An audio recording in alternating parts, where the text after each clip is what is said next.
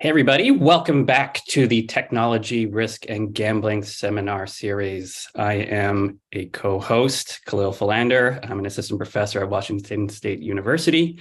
And this week, we have another great seminar for you, hosted, of course, by the Technology Addiction team at the Brain and Mind Center. Got to make sure to plug everybody that needs to be plugged.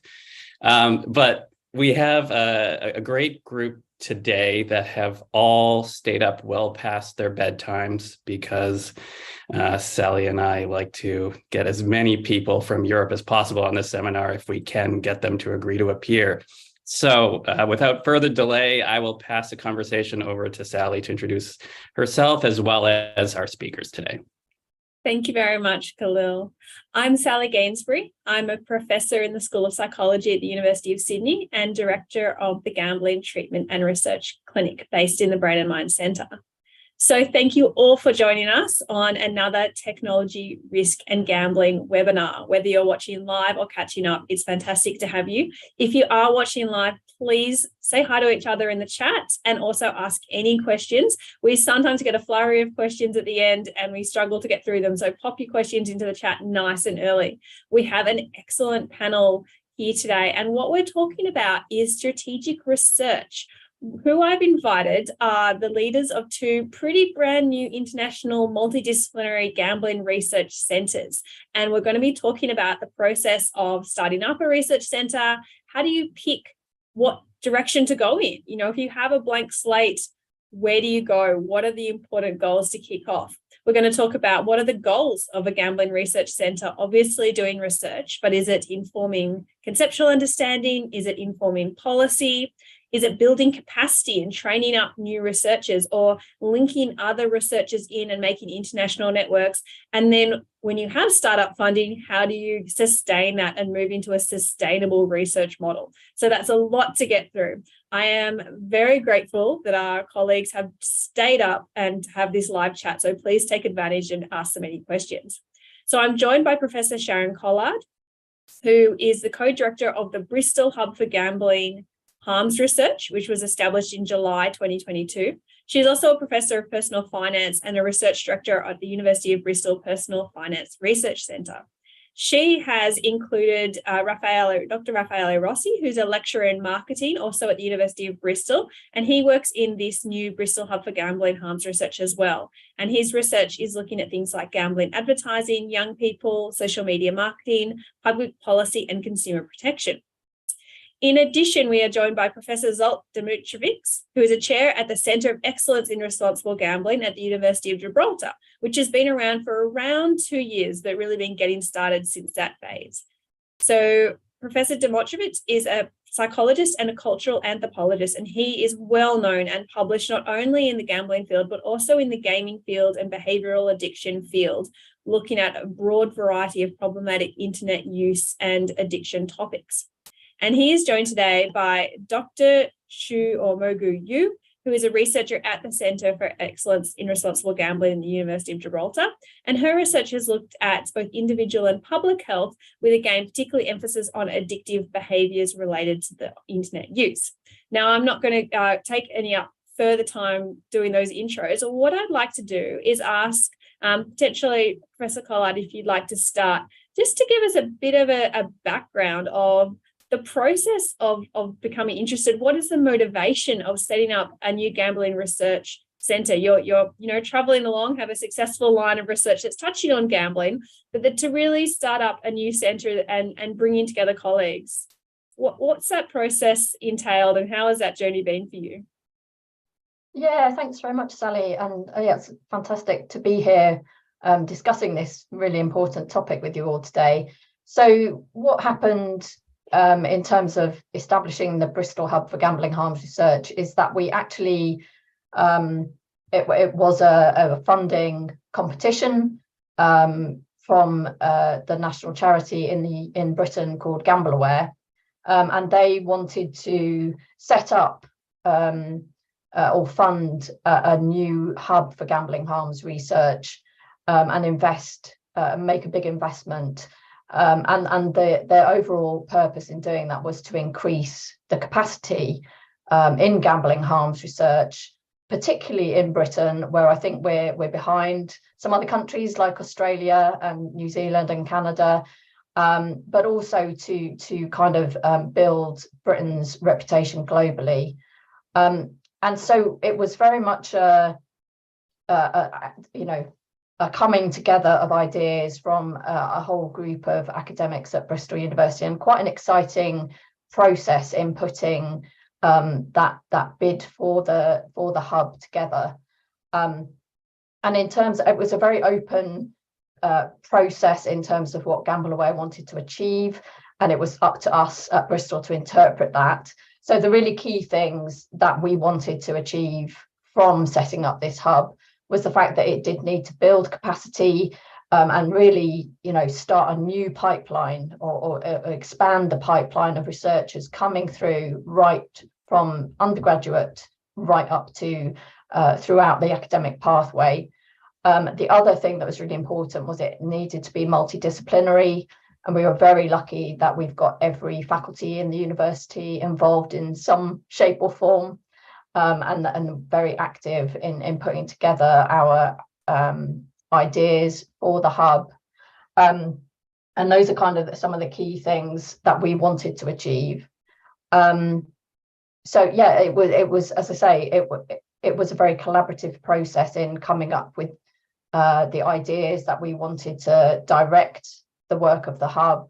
And so it's kind of bringing together colleagues from across the university in discussions about what they were interested in, how we could bring in new disciplines into gambling harms research, and make sense of that, and make it broad enough that it could cope with that multidisciplinarity and a range of different disciplines. Yeah, so that's a really interesting process of sort of taking people who are existing in a research centre. Obviously, it's probably been some new hires, but essentially building and switching or shifting people towards gambling who are already working on related topics. So what was your process like of creating your centre? Because I got the impression it's a little bit more sort of bringing new people in and starting a bit more from scratch. How was the process of, starting up the centre at the University of Gibraltar? Yeah, indeed. Thanks also very much for the possibility of being here, for the invitation. And yeah, so the process here, it was an idea from coming from the government of Gibraltar and a foundation set up in Gibraltar to support the university, and that was obviously the initiative of the University of Gibraltar as well, to set up a center focusing on gambling research. The background of the idea, I was not here in Gibraltar at that time, but I know that obviously the idea behind it was that Gibraltar is a hub of gambling operators. So that's a small country, but many of the gambling operators are settled in Gibraltar, especially running online gambling. And the University of Gibraltar is a small university, also considering that the whole country is relatively small, but handles or focuses on locally important issues. So those areas of research and education which are important for the Gibraltarian society for any purposes, and gambling was obviously identified as one of these areas. So that's why the leadership of the university thought that it would be a good idea and an important step to establish such a center. So that was the point when I was involved and finally invited to lead this center. So before that, I used to work at the Eötvös Loránd University in Budapest, Hungary,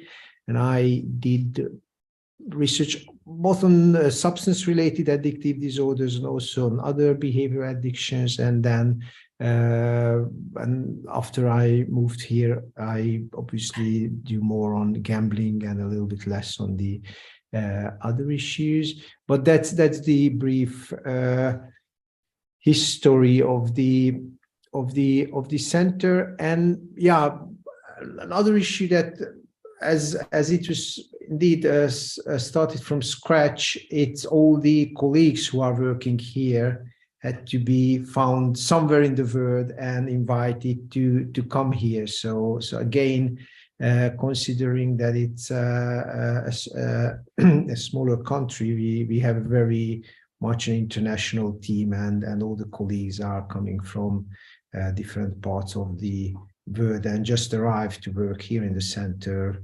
sometimes during the past 1 or 1.5 years. Terrific. And just briefly, what are the aims of the center? Well, it's mainly gambling research. It's not identified much with a much more specific focus. So we do multidisciplinary research, mainly psychology or social sciences, but not exclusively. We just set up a neuroscience lab and trying to focus on neurocognitive aspects in gambling as well. But so we do basic research or explorative research, is trying to identify risk factors and different predictors of gambling, but also involved in many different multidisciplinary studies, trying to identify those topics which might be more recent or recently more important, trying to identify a few important topics. So we focus on females gambling recently, suicide and non-suicidal self-injury issues related to gambling, but also other interesting issues, esports, for example. So we think that that's one of the areas which is really coming up, and betting on esports is something that might be a very important and relevant research area for the future. And yeah, so these kind of So and that raises a really important issue of how do you pick where to start. I know that I'm often asked, why are you not doing research on X, Y, and Z? And I sort of say, well, I have, it is important, like this is what I'm funded to do right now. It's really tricky to pick, where's the next, where do you know policy in 5 years from now? You have to do the research now. What's the hot topic? And then, because making every selection is making a selection against something. I haven't looked at social casino games in a couple of years, and media people keep calling me up and saying, why haven't you looked at this recently? I'm like, well, I don't know, where we're looking at loot boxes or we're looking at this, but you can't do everything at once. And so I'm interested from Mogu and Raffaello to hear about, coming to the field. And I do want to I'm going to circle back into what attracts you, because we want to know how to hook in more, get more people interested in the gambling field. So I'm going to come back to that. But, when you're starting out your research career, how do you select which area to go into? Well, I think in my case, it just led from the PhD. So I did my PhD about gambling advertising and young people. So I just finished that like 2 years ago. So I'm still kind of still, disseminating what I've basically did in my PhD. But then, of course, it flows quite naturally. So I think I wasn't really at a point where I consciously had to make a decision. Okay, so what's next? Because the projects so far, the 3 or 4 I've been working on, have been quite linked to each other.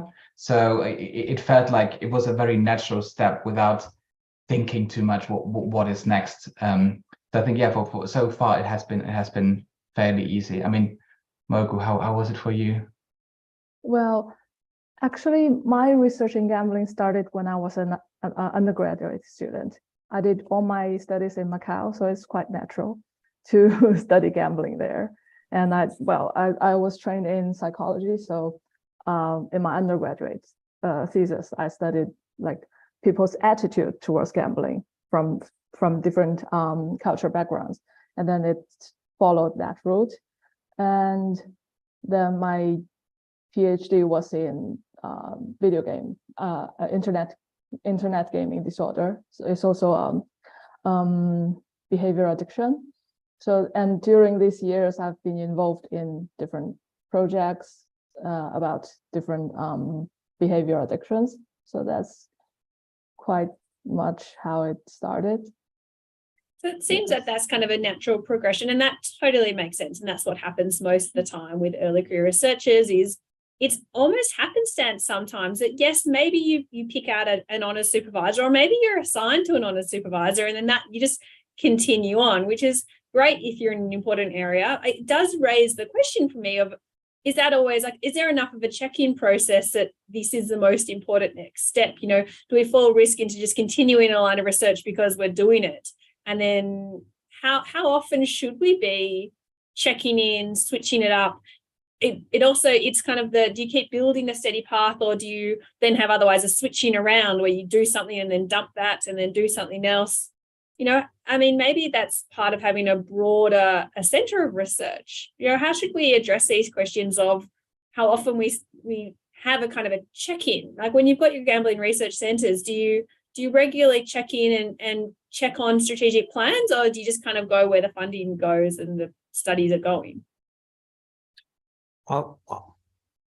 I mean, there are. I think it depends very much on our personality as well. So I know colleagues who are very much stick on one specific field and idea, and they really able to do research on with a very strong focus for decades, and then just dig deeper and deeper into that focus, and many of us are just easier to jump into new topics and changing focus of research. So that's for sure one thing. And then, as you mentioned, the funding is another issue, or that what you find a relevant topic is again something. And my experience that there are always many good ideas, and always more ideas than capacity to do it. So it's I personally, I was always lucky enough to have the chance to do what I was interested in, and get enough funding for that type of research. But from another aspect, just one thing to mention, and then I let the other colleagues also to speak, that another aspect that, of course, there's a question of that, what, and especially when we're talking about gambling, which is a potentially harmful activity, and has a negative consequences, and it's a problem for the society, and so on. So it's obviously we have to look at that, what is relevant from that perspective, for example. So what is the research that could contribute to the understanding of the harms caused by gambling, and how we can plan and implement maybe efficient interventions to reduce this harm, and so on. So that could be also a question, that what is indeed relevant. And we just started a study, and that's what I wanted to mention, in which we try to set research priorities for gambling. So we have involved now, until now, 300 gambling researchers, and asked them to list those research questions which they identify as the most important for the next 5 years. And we are just in the process so we have the answers of this third round of questions now. So we are just in the process to analyze and put together these research questions. And in a second round of this study, we will ask the colleagues to evaluate these potential research focuses or research questions along a few dimensions, and that could provide also an answer for this question, that what the Gambling Researcher Society thinks about that the most important directions would be to look at. No, I love that idea, crowdsourcing the research. One risk I would say is that if the process takes too long, you'll be delayed in missing the hot topics. And Sharon, I'm keen to hear from you, because I believe that the Bristol Hub has several layers of advisories, boards, and internal and external, and potentially checking in with stakeholders. What's the process of setting research priorities and deciding on research areas? Plus, you have so many different researchers from different multiple disciplines kind of taking off and doing different things. How do you sort of keep, what extent is planning, what extent just kind of flows naturally? Yeah, that's a great question. I think it's probably worth just emphasizing that we're set up as a hub rather than as a center. So the idea is that we are the source of funding for research. And the idea is that we're really pushing out gambling harms research into new disciplines, into new fields where gambling harms research hasn't existed. So getting people in maths interested, getting people in social sciences interested, as well as in fields of psychology and neuroscience and so on, getting geographers interested in gambling harms research. So it's really, I think it's slightly different because it's us kind of encouraging those fields to take on gambling harms research and to build that capacity outwards. So I think we're slightly different. That's what we're trying to support. In terms of the priorities, as I mentioned, the overarching framework for the work of the hub is kind of set around 4 challenges, and those 4 challenges are kind of designed to kind of look a bit like a gambling pathway. So the first challenge is around what initiates harmful gambling. The second challenge is what's the everyday practice of gambling in different social groups and how is it portrayed in different social groups. So kind of moving from how do people get involved, how is it portrayed, and perhaps how does it consolidate as an activity and as a harmful behaviour. And then the third challenge is around what are the social and geographical inequalities that can exacerbate harms. And then finally coming around to thinking about the kind of what are the innovations that can help tackle gambling harm. So we've kind of set it up as 4 broad challenges so that within those challenges, hopefully that can encourage different disciplines to come in and work in those areas while kind of making sense overall. And one of the ways that they're quite broad topics, and there's lots of research that's been going on each of those different challenges in different fields. So we have 2 research associates that we're very lucky to have appointed who started with us in November, and they're doing some rapid evidence assessments on each of those 4 challenges to identify what the kind of state of play is in each of those areas, as well as help us identify gaps that we might want to address in the future. Because from year 2 onwards, a big part of the Bristol Hub is the fact that we will be running a research innovation fund, which might be of interest to people on listening in today, which will be open to academics, both in Britain and outside Britain.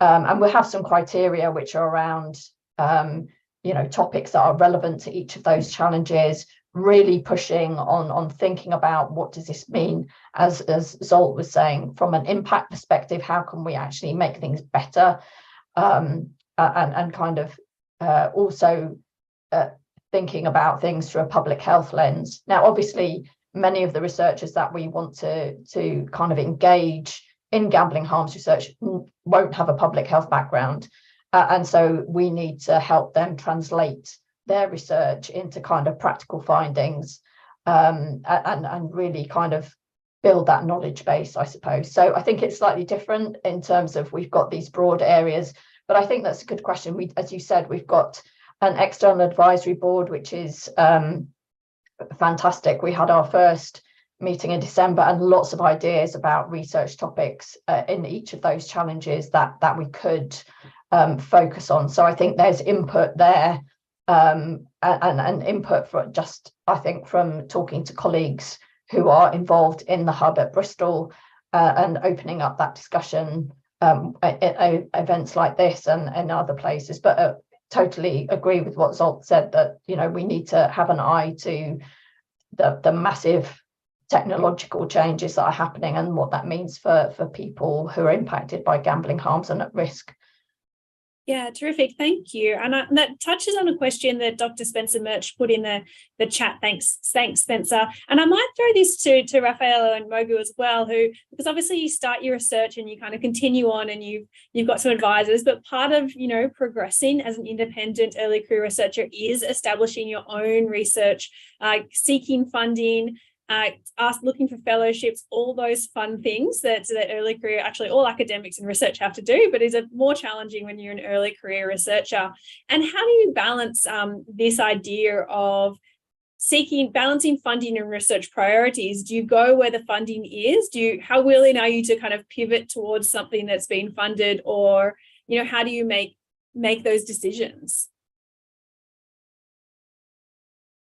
Should I start? Yeah, if it's okay. Yeah, Yeah, I mean, so yeah, I've applied for 3 or 4 projects, and I've been awarded 3 so far. And yes, I think so. It was different. So I think that one of the projects, which was really kind of from the PhD study, and which was published in a paper, and then a charity kind of saw it, and they were just interested in kind of testing that as an intervention to see whether their gambling education program they're doing with young people is actually kind of having an effect.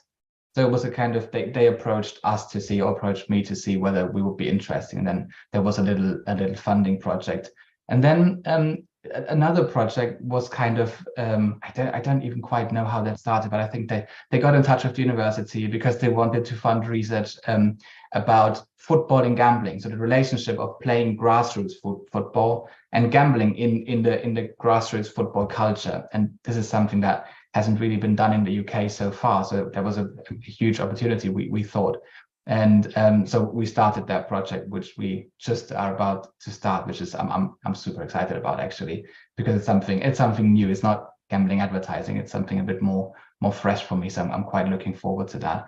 And then the third one, which is just very recently, that was, I think, quite a cool thing, because so that was a Bristol-based charity. They are doing the whole thing of gambling treatment, aftercare, recovery, and so on. And they saw, I think, from the Gambling Commission, a call for research projects for whatever £100,000 or so. And they said, do we want to do something together? And they thought of something about trauma and gambling. So adverse childhood experience, and then how this kind of leads to potential problematic gambling behavior. And me, as advertising and looking into children, I wasn't quite the expert. So it was a bit tricky, because I thought about, well, who in Bristol is doing that? But with these big universities, it's not that easy to find that out. So then I looked through the Gambling Hub kind of list of people who signed up to be interested. And I contacted 3 from the medic school, and so they came together, and it's the 3 of us now that wrote the application and were funded in the end. So it was not a very clear kind of route. I think it was different things coming together in my case. Well, for me, I have to say I'm not quite there yet, because I spent 2-3 years. Like I planned to take a gap year after I finished my postdoc, but it ended up as 3 years because of COVID. So I kind of just came back to the academic world. So I'm not in the position of having or looking for my own funding at the moment. But I'm lucky enough that people like to involve me in their projects. So I get to be asked, do you want to be part of this or that? And that's pretty much how it is going now. And what I'm leading at the moment is systematic review. So that doesn't require really a lot of funding for that. And yes, that's pretty much it. And also I'm more of, sorry. Oh, no, I was just going to say it's really good to highlight the different stages of research, and some research needs less funding, staffing costs, but we can often use honours students or PhD students. Natasha Neem, who's a regulator in South Australia, has put some comments in the chat as well, talking about this idea of dissemination that regulators are often criticised for not using research. However, the research is often behind closed doors until it's officially published, which could be 2 years after it was completed. I'd push back a little bit on that, because when you can go to conferences, I think people do tend to present earlier findings. So I think there are opportunities for regulators to be more aware. However, I also push back on academics to do a better job of pushing out preliminary results, obviously being mindful of publications. But I do think we need to keep updating and make sure we're pushing out results as quickly as we can, so that the regulators need to know what's going on. And then that catch-22 between when funding comes, as you were saying, Raffaello, with very strict criteria and saying, like, I want to do stuff, I'm going to fund a project on this particular topic, which is great, but often is a reaction to needing the research. What it's missing out is the opportunity to say, we're going to fund research that's going to inform policy, but we're going to hand that over to the experts who actually know what the current topics are and probably are touching base, and obviously have to provide the rationale because it'll be competitive and has to be worked out, but allow more freedom for researchers to drive the agenda, because I believe that, researchers are often quite up to date with where the new topics are. And that's why I really like that model of the Bristol Hub of pushing out and trying to get different people involved and picking up on different things. And that's a question I might throw back to the panel is, how do we as gambling researchers encourage, entice, try and get more people into our field at both the early career research stage and established researchers?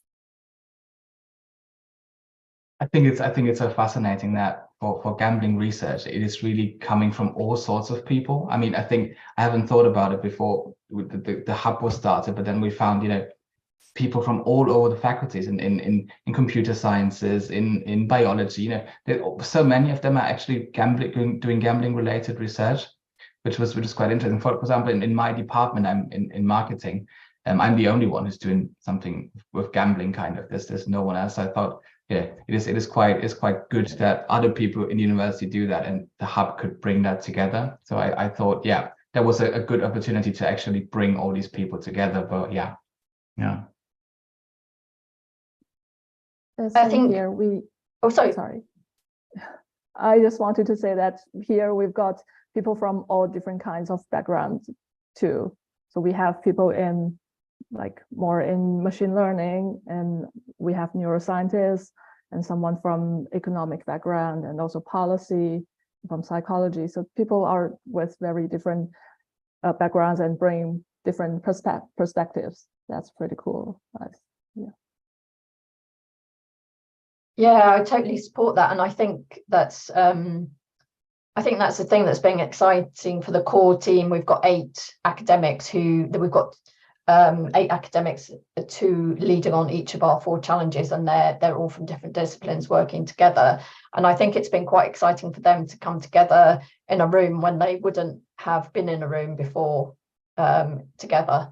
So there's that brings its own challenges, I have to say, in terms of the languages that we all talk and the methodologies that we use, and understanding my engineering maths colleagues sometimes is quite challenging when they talk about random walkers. I'm just like, I'll have to take your word for it.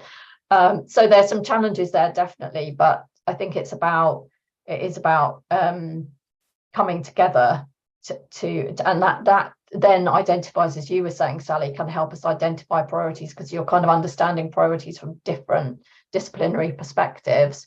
I would also say the Research Innovation Fund that we'll be launching later on this year will very much, I hope, be in trying to encourage early career researchers as well, because I think having some of that kind of early funding and being supported to make applications, which is what will happen, I think is a really important step for early career researchers, and we're really committed to supporting that.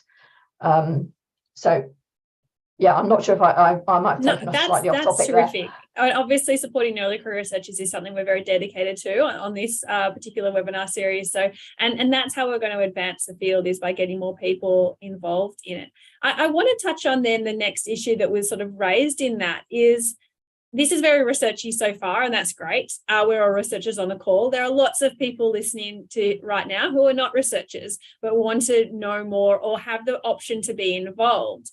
How do we as researchers make sure we're touching base, being involved? What's the right level of co-design or keeping stakeholders, whether that's, community members, consumers with lived experiences, government, obviously, regulators, industry, operators? How do we involve these different stakeholders who have very competing priorities, but how do we meaningfully involve other stakeholders in research, and at what stages should that happen to ensure the research is going to be relevant? That, for example, for industry, we have access to do the research. It's not something you can do in a lab, gambling research meaningfully. So, but we need to be mindful of the conflicts of interest of governments and industry who have a lot of money on the line there. What's the right way to, involve stakeholders in research processes? What have you found successful, or what are you mindful of?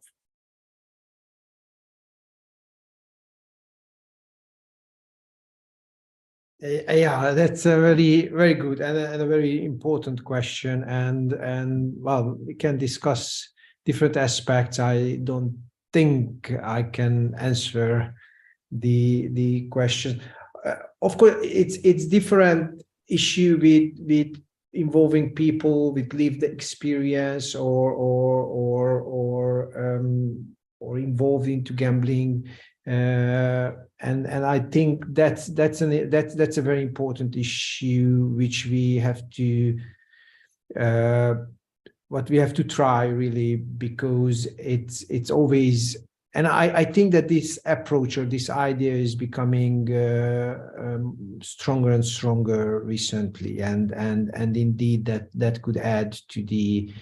So we talked about multidisciplinarity, which is extremely important. So obviously, if we want to understand any addictive behaviors, including gambling, then we need all these different aspects. And even though it is difficult, as Sharon has said, that we have to try to find a common language between a neuropsychologist and a lawyer and the policy researcher and the social scientist and so on.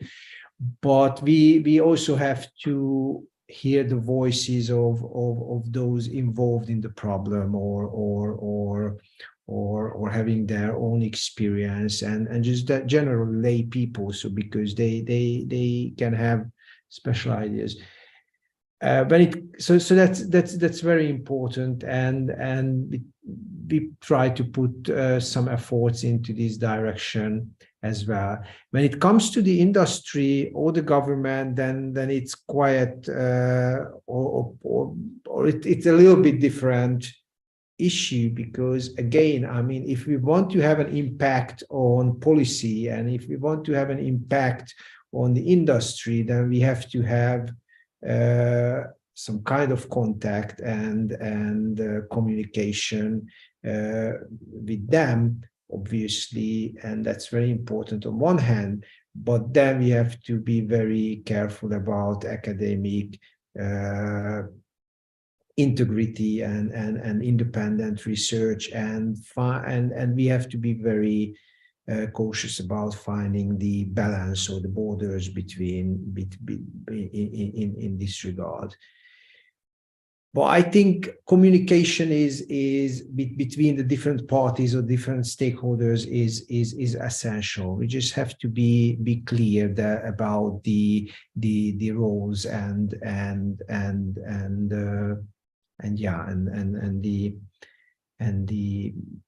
that who is doing what. So that's very important. But on the other hand, I think that that's crucial. So I mean, if we really want to have an impact on the processes, then we cannot just stay in our labs and only writing into scientific journals and not communicating with the policymakers, just hoping that they will read what we're saying. Even if they read, it has to be translated. So that's an additional effort that our science is put into practice or into policy ideas. So I mean, with whatever, and that's always difficult also because the policy is a much wider concept than well-focused research. So it's always challenging, but yeah.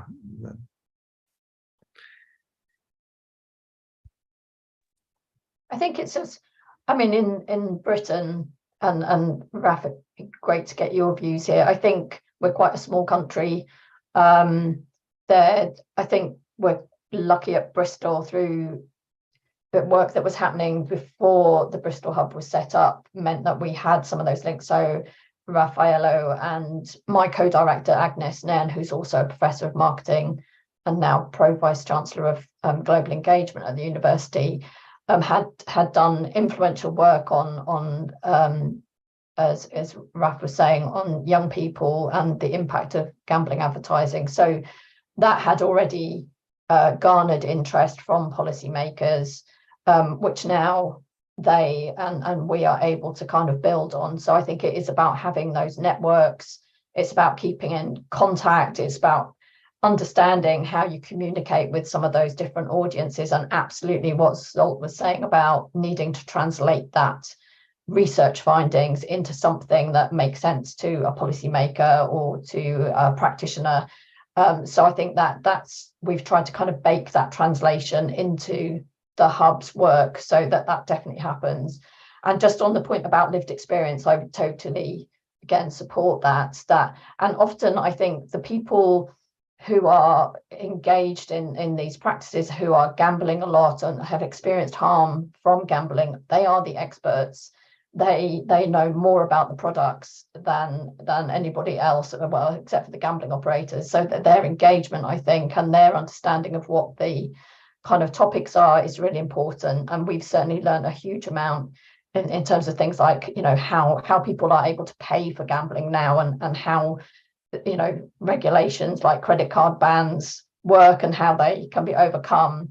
So I think that's really important. Again, we're quite lucky in Britain that we do have, there's a number, I think over the past 3 or 4 years, there's been a lot of effort put into building lived experience groups and panels that researchers can engage with.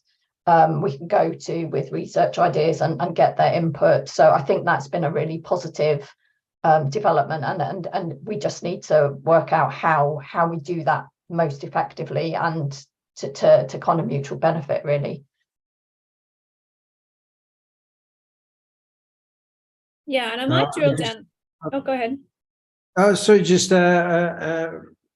memory came to my mind that it's just more to this policy, the impact on policy issues that I remember that many years ago, and that was more related to substance use issues. But we have written a grant application with a colleague of mine on that we wanted to also link to the former question on funding and doing research, because we have never done that research finally and never could get any funding for that. But we had a plan to do research on that, how the policy decisions regarding substance use being affected by any research outcomes. So we wanted to look at the background of the decisions made by the government, so to what extent they have used any research material or any outcome of former studies. And I remember that we have submitted that plan. We have rewritten it a few times and submitted to different agencies and tried to get some funding for that, but it never went through. So we haven't done it finally. But I'm afraid that there's not enough impact. So I mean, without having done the research, I think that in any countries that link could be and should be strengthened between decision makers and researchers. Not easy though. So I mean, I that's clearly different way of thinking, different focuses, different goals to in many aspects, but the final goals might not be different. So that's why it would be very important to try to understand each other. There are some good examples, but yeah, generally it's difficult. Yeah, I think that raises a good point, and particularly if there's not a critical mass. So both if you have, a large gambling hub or center of research, so there's enough critical mass that does make sense to have, say, some sort of external advisory board or steering committee. And I like that idea of having different representation. So having people with lived experience, having people from industry, having government regulators, having obviously research, potentially research like from a related area. So you're trying to have people who are a little bit removed, who can advise or potentially even have to agree to have something that, all of those different voices would agree on is important, with the researchers and obviously left to take once the concept is, or the focus or the question is agreed on, the researchers are independent to how that research is answered.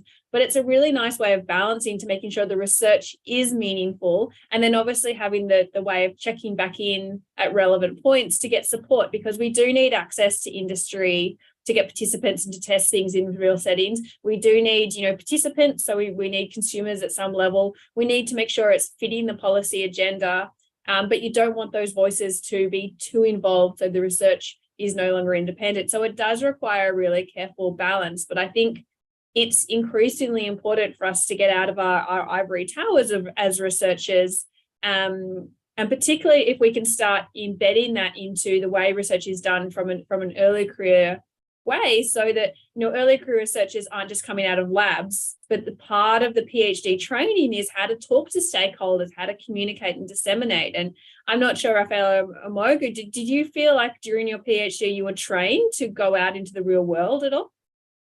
Yes, so my supervisor Agnes, who Sharon mentioned, she was from the beginning on quite clear on that. My PhD was very much focused policy driven, so it was clear that it would be very good if I would communicate this properly. So I think so during my PhD I then published one study of the PhD as a policy report in the last year of my PhD, which then kind of led us being invited, but from the DCMS, the ministry, because of the Gambling Act review. So I during my whole PhD, I was kind of already prepared on learning that and making sure I kind of understand how to communicate with these very different groups in plain English and just more nice graphics and stuff.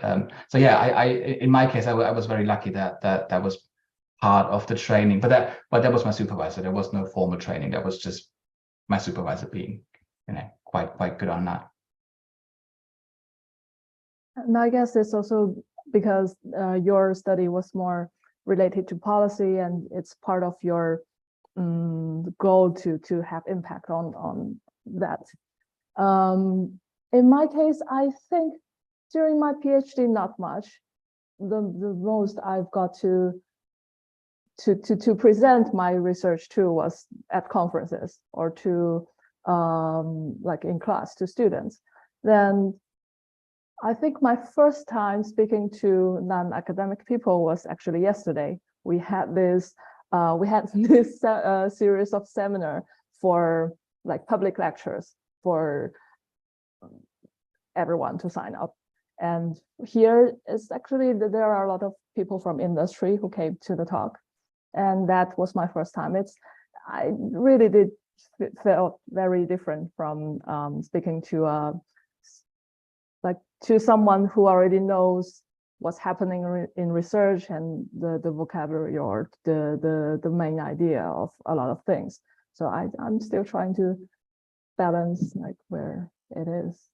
Well, you're doing fantastic for your second experience to a non-researcher audience. Well done. We're coming towards the end, but I want to make sure I touch on one aspect, which is collaboration beyond the people immediately involved. So obviously fantastic if we can hire. And if you have any tips for, you know, how to get people to come and join your team, we're keen to hear that. But beyond immediately working for you, and potentially you don't have the funds to do so, what's the best way to be able to collaborate across centres and across institutions? What are kind of the lessons learned to kind of encourage people who aren't in the field or people who are already in the field? You know, how can we all work together? To what extent is that actually feasible?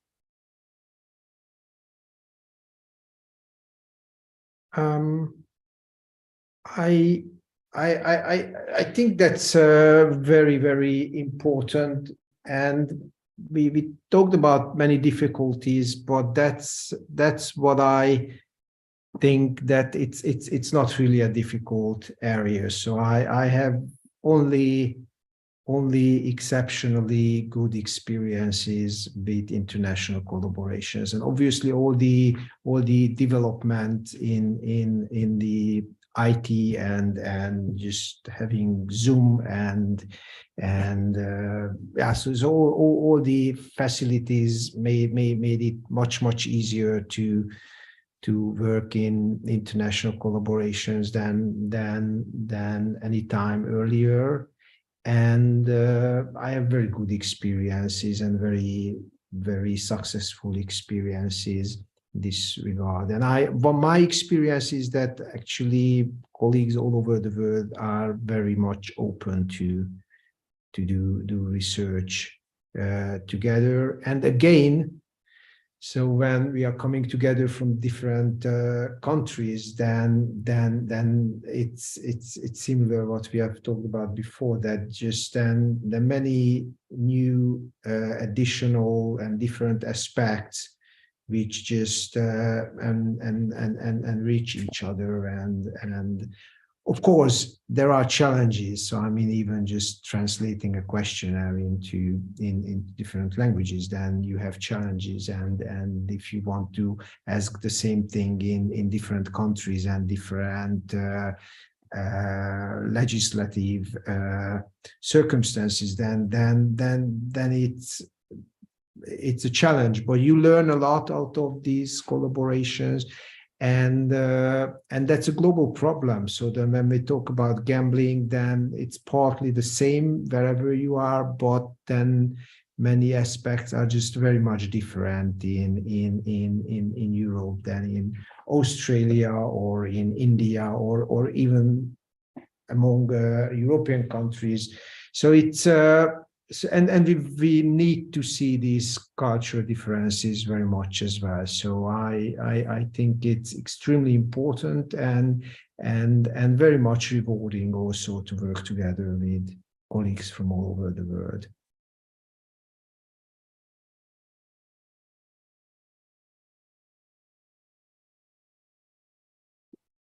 I was just going to say that as we talked about, I think something like the Bristol hub really brought people together, and so it was having that kind of central focus and a central purpose that you know, there's this opportunity that we could come together and can't try and make successful, and it really needed. I'm not sure it would have, that coming together would have happened without that kind of focus for us to go for. But I think the other thing is just around, in my experience, not just in gambling harms research, but generally the best collaborations are kind of come from kind of a common understanding and establishing a common understanding and a purpose, and very often being an organic process. So it might take some time for that to come together, but I think, yeah, that there's having a focus and allowing something to develop, and sometimes it will take a little bit of time to develop. It's quite important to be able to do that, and sometimes we've been having discussions with people for quite some time before it ever comes to fruition, but it's just building those relationships, I think. Yeah, I agree. And the origins of this webinar series, the Technology Risk and Gambling webinar series, came from during COVID when we were all locked down and missing conferences, and the opportunity to speak to one another, to hear about emerging research before it was published. But particularly for early career researchers, going to conferences, that's the way to get your name out there. At the beginning, you're a middle author, maybe a first author here and there, but it's hard to sort of promote yourself or for people to know who you are. So part of the aim of this webinar series is to be able to showcase to whoever's able to watch, these are people working, get in contact, get in touch, and we really encourage everyone to use this opportunity to track down anyone on a webinar series that you've heard from, and that we are all pretty open to that. I think in terms of researchers on LinkedIn and on email, good old universities usually make us extremely easy to find. So I do encourage anyone listening to get in contact, because that is how these sorts of conversations might lead to something. Sharon and I have been working together for a number of years. She's an affiliate. That's the other thing. Universities can have affiliates.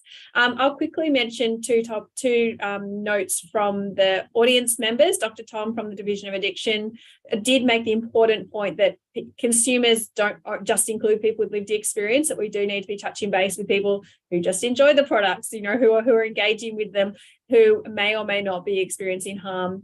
And Nadine Grumblatt, who's the Chief Executive of the Australasian Gaming Council, also pointed out there aren't many operators or stakeholders who do want to get involved in research. So how do we do that? Is we need to make sure we are accessible and approachable as researchers. And for example, I know I attend a lot of non-academic conferences just to try and meet people or to present. And I'm shocked that sometimes I'm the only researcher at an industry conference. And I encourage our stakeholders to start inviting researchers, to come and to share and be part of the conversation as well. But I do think that is going to be important for the success of the field, is that finding a way to respect different perspectives, but to still work together towards reducing gambling harm. So I want to say a huge thank you. You guys stayed up to a ridiculous hour in the middle of winter.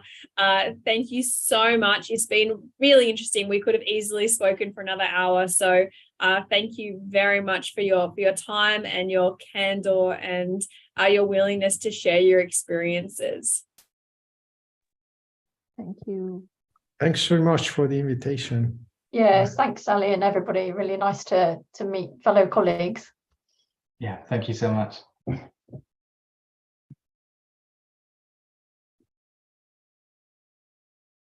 I'll hand over to you, Kahlil. Okay, well, I'll pick up the conversation there. Thanks again to all the speakers staying up late. I think it's around almost 11 p.m. Greenwich Mean Time right now. So it's very much appreciated and good to see all of you on the seminar this week. Thank you very much. Next week, we have a really interesting talk on a topic that's, if you've kind of been around the gambling space for the past few years, you've probably heard a lot about low-risk gambling guidelines. It's something with, a lot of roots in a sort of a mechanism for educating the public around alcohol that has now been tested and explored through a bunch of multinational studies. And we have some fantastic researchers who have been leading a lot of that work coming on to share their research, as well as I think some of their practical insight about how this is being leveraged in the public policy space today. So next week, we have Nikki Dowling and Stephanie Mercouris from Deakin University coming on, as well as David Hodgins from the University of Calgary sharing his insights from his team. So we look forward to that. With that in mind, thank you again to our speakers today, to my co-host Sally, to the Brain and Mind Center, as well as Harrison Stein, who's doing all of the work behind the scenes to keep us going week after week. And we will see